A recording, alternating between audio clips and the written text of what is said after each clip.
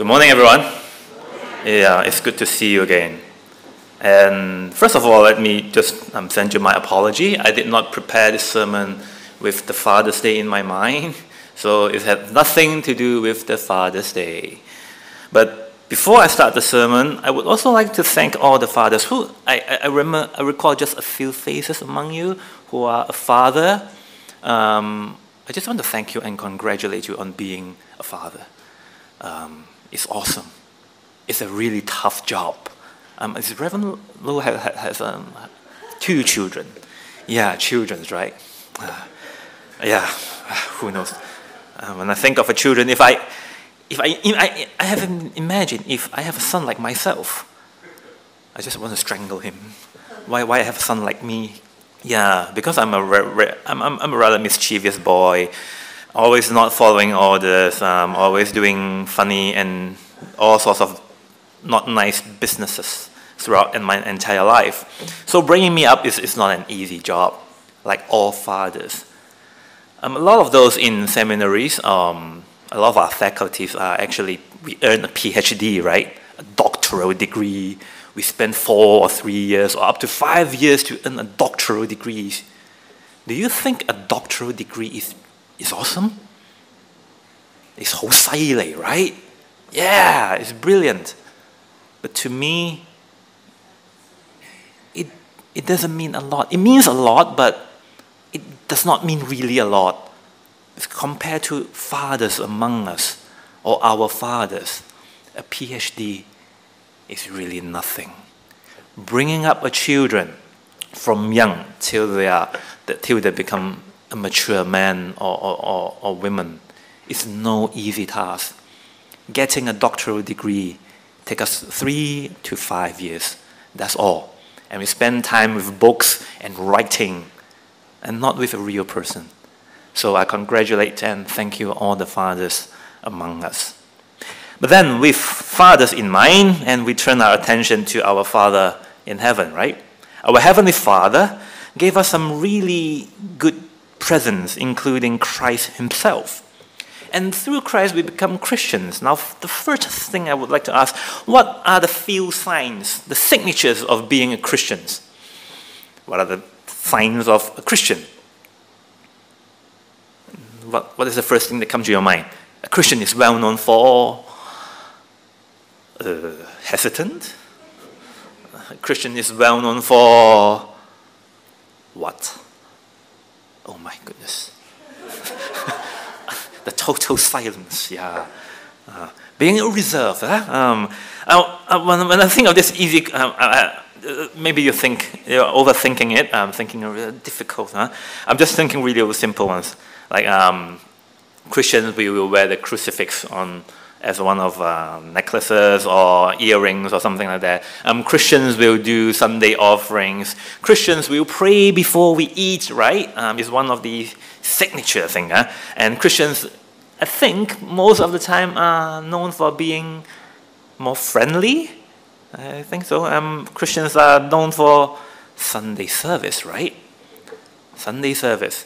This is one of the things that we do regularly, and one of the things that sort of separate us from non-Christians, because as a Hong Konger or the Chinese people on a Sunday, they like to yum cha.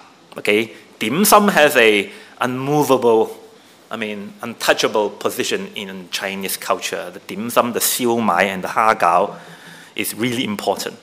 But then as a Christian, we spend Sunday going to the church, and then, yeah, it becomes one of our signature, Sunday service. All right? But the Sunday service itself derives from what we call the Sabbath in the Old Testament day. Yeah? And when we talk about Sabbath, we have nowhere else to go but to go back to the book of Genesis, because in that book itself, we see the first mention of a day, or at least a verb known as Sabbath, okay? So what does it do? Now, today we will spend our time trying to trace this day or this action from the book of Genesis, then to the book of Exodus, and then to the book of Deuteronomy.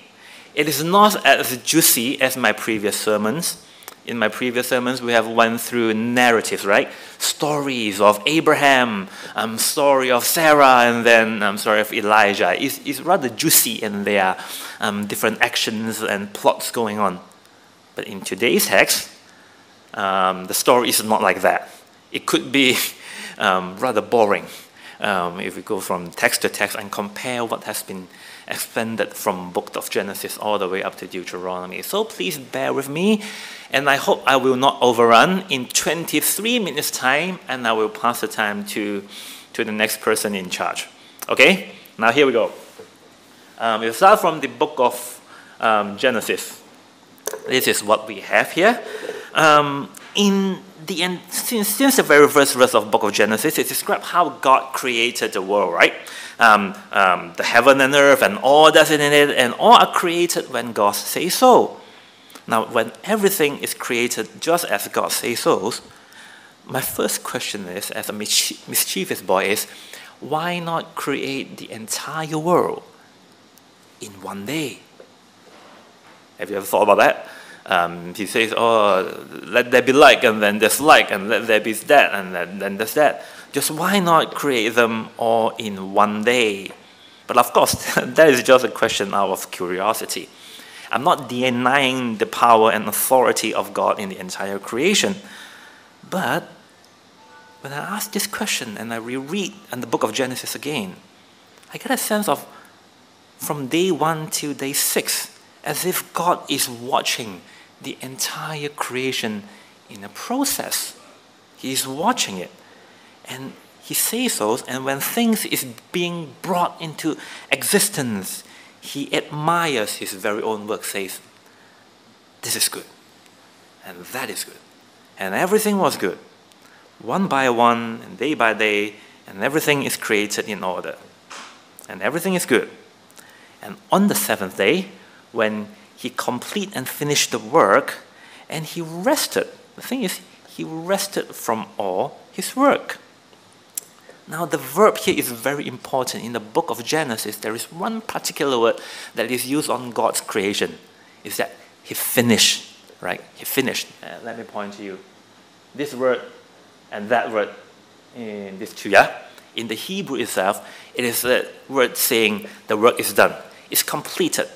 It's done. Okay, it's finished. Now, if we bear that in mind, we know that from day 1 to day 6, there is some sort of work to be done. Create this, create that, human beings, animals, birds, fishes, moon, suns, those sort of things. He did that from day 1 to day 6. But then on day number 7 itself, is there any work more to be done? No. On day 7 itself, something unprecedented happened. Is that God blessed the day. And then he consecrated the day. Consecrate means set it apart. But what does it mean? What does consecrate mean? Or another religious term is to make it holy. But what does make a day holy means? A day holy? Yeah, good. Separate apart, right? Separate the day apart for God himself. Because the very same verb, bless, we saw in chapter 1, verse 22 and 28. And those objects are fishes and living things in the water, and then birds with wings in the sky. That is in verse 22. And in verse 28, the one being blessed is the humankind. All right? Now, in both those verses, the one being blessed are living things, fishes, birds, and then humankind. But on day number 7, it is a day that's being blessed. What does it mean? What does it mean to bless a day? Now, because time is limited, allow me to just not waste time and asking questions anymore.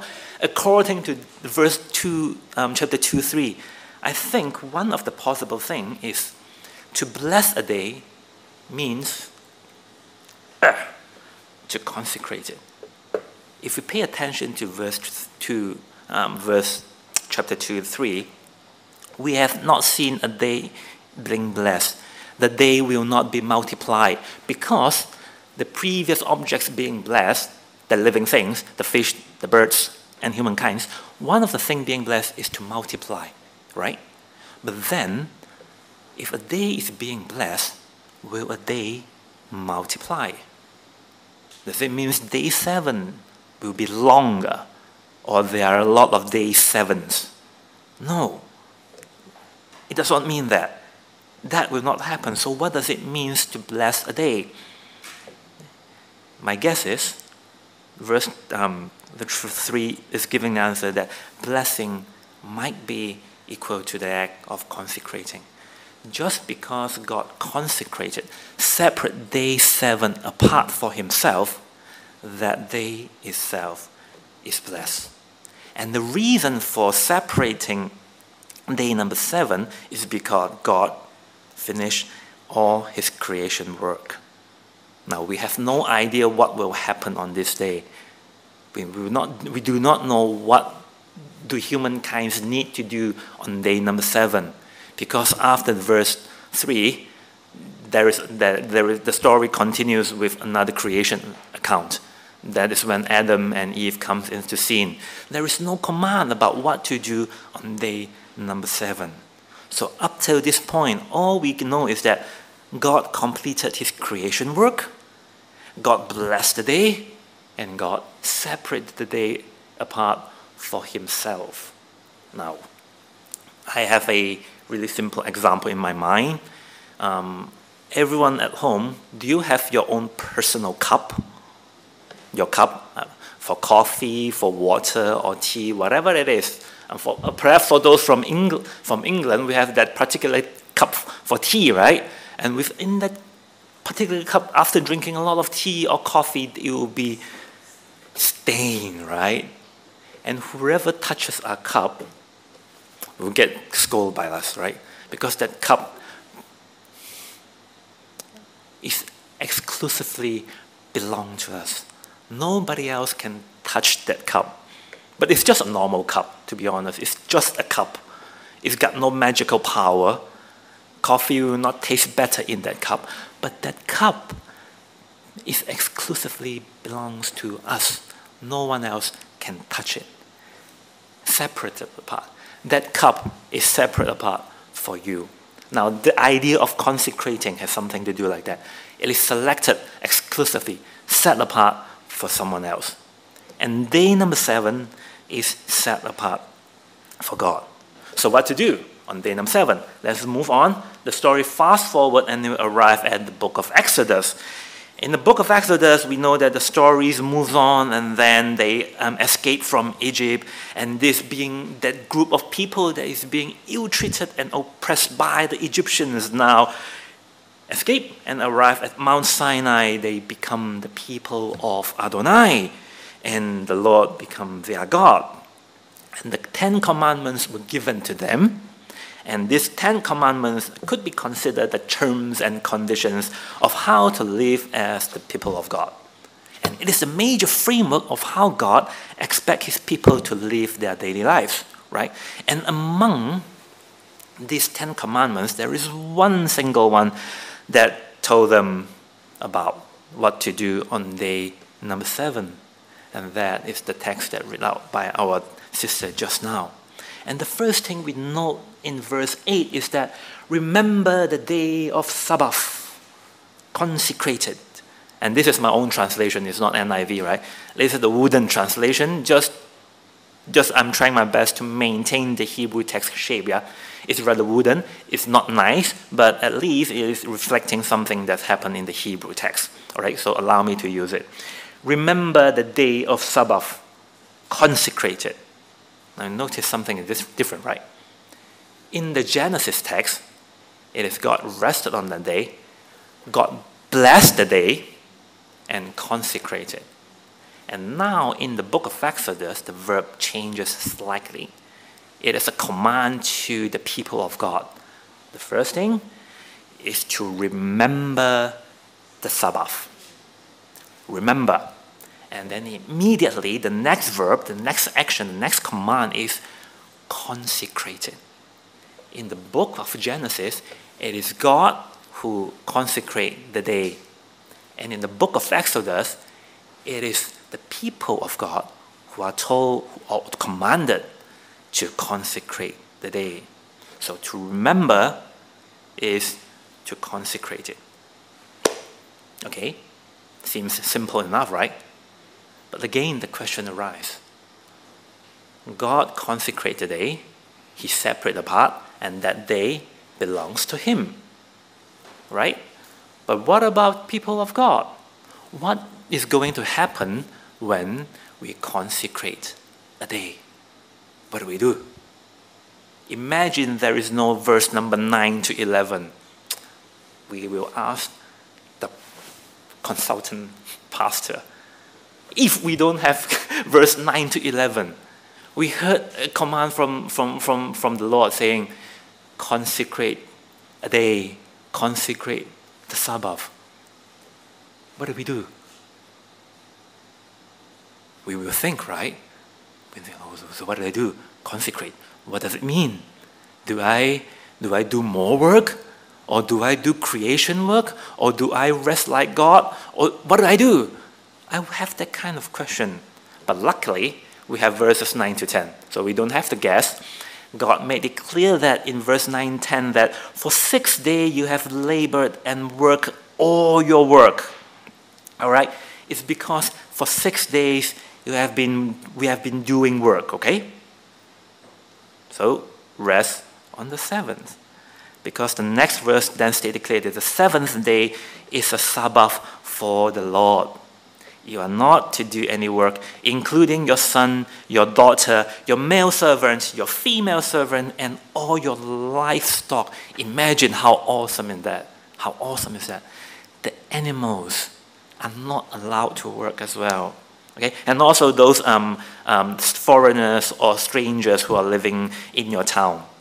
All right? Which means the outsiders, not of their own kind. These two are not allowed to work. In other words, no one should work. All shall rest, all shall not work. Why? My question is why? Is it because too tired? Too tired from all the work for 6 days? No, so Terry, you are not tired after working for 6 days. You're never tired, okay? The relentless Terry, let's work for 7 days, yeah? We're just joking, yeah? Is it because of tiredness? No. I'm not sure what it is. I'm not sure about the human condition. But then, according to the text, the reason is given that we remember the Sabbath, we separate the part because the Lord made the heaven and earth and all that's in it in 6 days. And because the Lord rested on the 7th, and because God blessed the Sabbath, He separated. And that's why we as human beings, we as the people of God, we too rest and not work on the 7th day. So it is not, most probably is not related to tiredness or even human condition from a psychological point of view. According to the text, it is a reminding the audience of the Genesis passage that God created the world. And when God finished create the world, His work is done. It's done. When God finished the world and it is done, which means it is okay. The world is in an okay state. And when the world is in an okay state, God rested. So when humankind comes into relationship with Adonai, with God, and they do all their work for 6 days, and then on the day 7 itself, it becomes a day to remember that God created the world, that God finished His work. What does it mean? When God finished His work, we do not have to do any work. All right? If we pay attention to verse 10, that is where some expansion occurs if we compare it with the Genesis text. In the book of Genesis, there is nothing about the slave, the male or female servants, the animals or the strangers not working. There is no such a command. But in the book of Exodus, we see this addition to the text. It gives us a reason not to work. We do not work because God has finished his work. Now, if we look into the word usage of this passage a little bit more, we compare both the passage, we will see that the first thing, the yellow means the expansion, yeah? We will see that the word Sabbath, it changes from a verb in the book of Genesis to a noun in the book of Exodus. That's something like consecrating. God consecrated day number 7. The day number 7 itself becomes something so specific. It is now called Sabbath, a day of rest, a day of not working. And then we must rest because God did his work, because God finished the world. The world is okay. Or should I say, the world is in, according to God, an acceptable or perhaps a perfect condition. The world is okay. Now, if I were to live in a world that I truly convicted it is created by God and he finished his work, which means it is manageable. Why do I say that? Because from Reverend Lowe's prayer, we hear that it's so wonderful, the prayer that reminds us we live in a world of chaos. There are wars going on, not in one zone, but in multiple zones. We have Israel with the Hamas, and then now with Iran. We have Sudan that we don't really hear it on news, and then we have the one with Russia and Ukraine, and then we have the trade wars going on, the tariff war. All sorts of struggles and tensions are happening around the world. And what do we do with that? And with the all-increasing living expenses, how can our salary catch up with that? We all are in some kind of worry. The world seems to be chaotic. But when I proclaim that God finished his creation work, I am saying, yes, God finished. His work is done. It's completed. The world is okay. It is manageable. Even though it is chaotic, but it is manageable. If there is only one thing that you can remember, I would love you to remember this. On day 7 itself, the Sabbath, when we do nothing, when we are commanded to rest, is because God finished his creation work. No matter how chaotic it is, my friends, it is manageable. Doesn't mean it is not hard. Doesn't mean it is not challenging, not difficult. But we believe it is manageable. Okay? We move on to the last piece of text in the book of Deuteronomy. And here are also some changes we found that the verb changed from remember, okay, to keep the Sabbath. And that is one of the book of Deuteronomy's favorite word. Mostly it is used in relation to keeping the statutes, ordinances, and commands from the Lord. Okay? Now here, again, we see that keeping the Sabbath is connected to consecrate the Sabbath and separate it. Okay? Really, I mean, it's not really different from the book of Exodus text, but our interest is in something has been added. Now look at this. The cattle, the ox, and the ass, or the donkeys. Now in the Exodus text, there is only animals. But then in the book of Deuteronomy, we see these 2 particular animals being added to the list. And our question must be, why are they added? Perhaps one of the most, the answer is after 40 years in the wilderness journey, the Israelites finally became richer. They have more possession, all right? They have more monies and belongings. So now that, apart from animals as a general category, the texts are more specific by adding ox and ass to the text that these animals shall not work. But apart from this expansion, there is another thing that is important, and that is also the expansion of Deuteronomy. In the book of Exodus, it does not have this verse. So that your servant and your maidservant will rest just like you. Now the Hebrew text is writing, in order that your male servant and your female servant will rest just like you.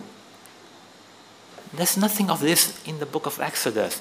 And what makes it more interesting is the word rest. This word rest, that is not the word in the book of Exodus on humankind. We did not see that word on humankind. Just do not do work on day number 7. That is the command in book of Exodus. But in book of Deuteronomy, there is this extra thing, rest on that day. And in the book of Exodus, there is one character who rests on day number 7, and that is God. God rested on day number 7, uses the same verb, the nahum thing. Okay? God rested on day number 7 in the book of Exodus. And then, if we move on to the book of Deuteronomy, the same verb that the text used on Adonai, used on God, now is connected to the male slaves and the female slaves.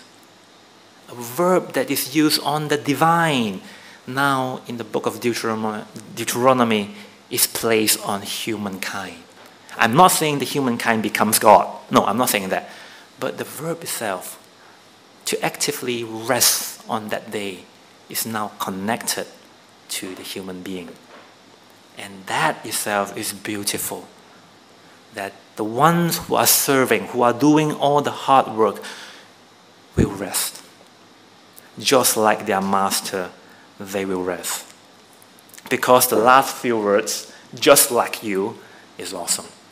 The slaves or the servants will rest, and the master will rest. It is not about God being leveled down or the master being leveled down. Because the entire verse maybe is telling us, asking the master who has servants to look at the ones serving differently. To look at them differently. Because no matter whether it's ancient society or modern society, the servants has a different social class and a status than their master, isn't it? Most of us has bosses, our employers. We will not say we have the same status as our employer, right? When we are in the company, we will not say that. So there is a different status and different level. But as we comes into day number 7, something different is happening. That status, that barrier, seems to be not an issue anymore. That status, that barrier diminishes. Slaves, female servants, those aliens, those strangers dwelling among us, those outsiders now come together on the same platform as their master, and all will rest. Just like God rests on the 7th day. All will rest.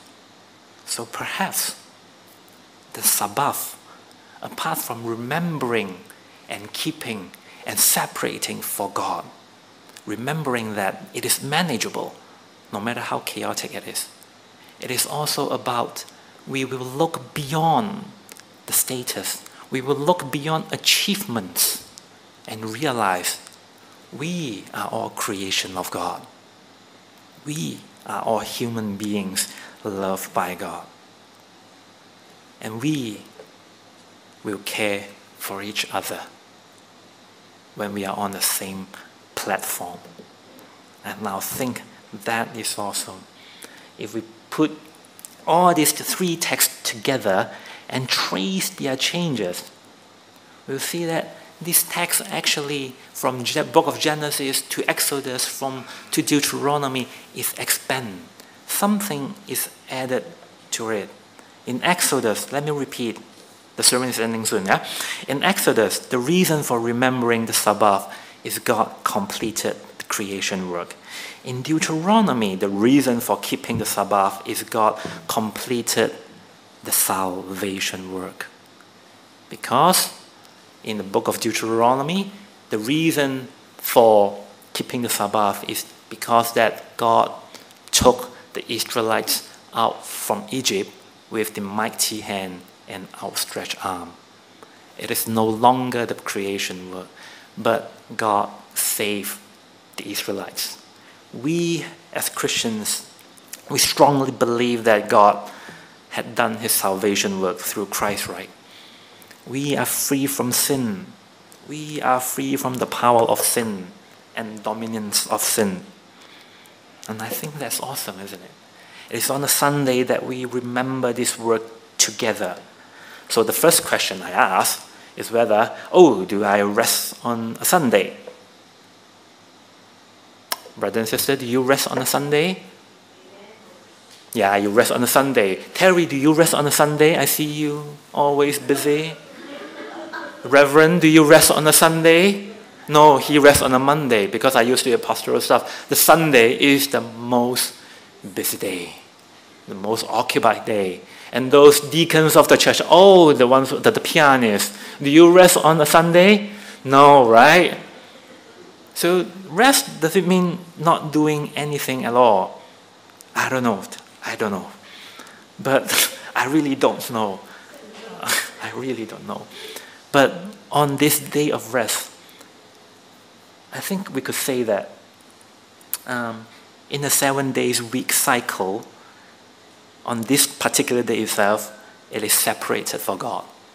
And we remember that he completed his work. And as a Christian, he completed his salvation, the work in salvation. The worst thing in our lives is sin. And that thing is being resolved. So with that in mind, we could say that it's manageable. Even the power of sin is diminished. It is okay. Not only the sin in my life, but the sin of humankind. So even the world is chaotic or in a disarray, it is manageable. It is manageable because God will definitely have the final say in everything. He will definitely have the final say. It will be hard, but then it will be okay. And lastly, to end the sermon with, I believe that from Sabbath for the Israelites to our Sunday service, it is on the Sunday, this worship session, that is a brand name of us as the people of God. To tell the world that God is in control, God will have the final say. It is manageable. And let us not just rest, but to strive hard to tell this story and to look beyond social status and levels and say to each other, it's okay.